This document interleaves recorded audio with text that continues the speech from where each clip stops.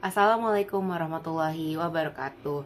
Dalam video kali ini, saya akan menjelaskan tentang utamakan bahasa Indonesia, lestarikan bahasa daerah, kuasai bahasa asing dalam tugas pengerjaan ujian akhir semester mata kuliah Bahasa Indonesia, Fakultas Ilmu Hukum, Universitas Internasional Batam. Selanjutnya saya akan memperkenalkan diri saya. Nama saya Alma Aulia Divani dengan NPM 2351114, kelas 2 IHMA. Berikut adalah latar belakangnya. Di era globalisasi, penguasaan bahasa itu menjadi keahlian penting untuk meraih kesuksesan dan membuka peluang di berbagai bidang. Namun, di tengah gempuran bahasa asing, bahasa Indonesia sebagai identitas nasional dan bahasa daerah sebagai kekayaan budaya bangsa tidak boleh luput dari perhatian. Bahasa Indonesia merupakan harta karun bahasa yang ternilai harganya.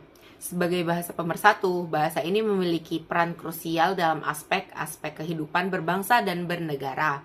Yang mana menguasai bahasa Indonesia dengan baik ini bukan hanya kewajiban teman-teman, tetapi juga kebutuhan bagi setiap warga negara Indonesia.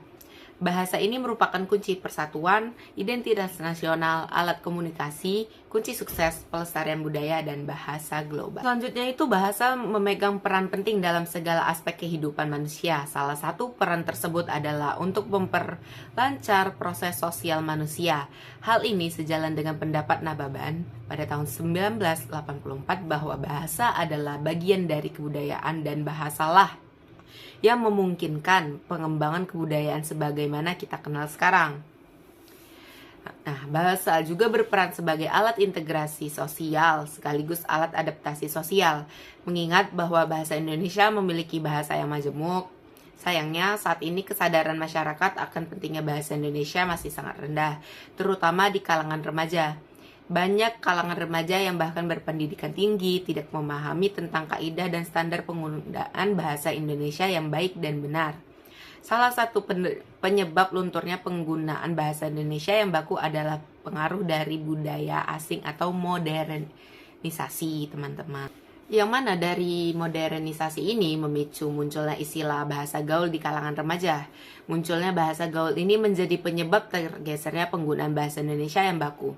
Para remaja yang terbiasa menggunakan bahasa gaul terkadang lupa untuk berbicara bahasa Indonesia dengan baik dan benar, bahkan dalam percakapan formal pun. Oleh karena itu, hal ini sangat membutuhkan perhatian khusus dan tindakan nyata dari semua pihak yang peduli dengan ekstensi penggunaan bahasa Indonesia yang benar. Meningkatnya penggunaan bahasa gaul di kalangan remaja merupakan sinyal ancaman yang sangat serius bagi masyarakat.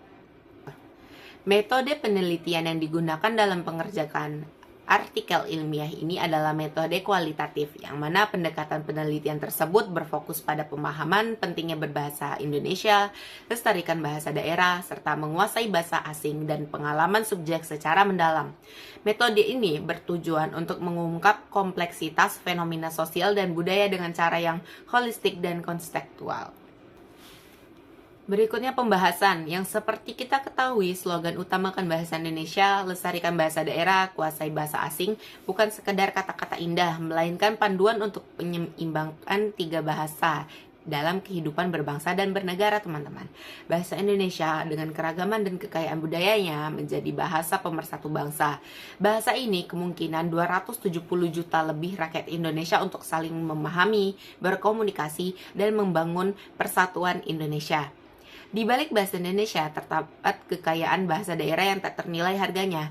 Bahasa daerah bukan sekedar alat komunikasi, tetapi juga mengandung nilai-nilai budaya, tradisi, kearifan lokal yang diwariskan turun-temurun. Melestarikan bahasa Indonesia berarti menjaga identitas dan kekayaan budaya bangsa.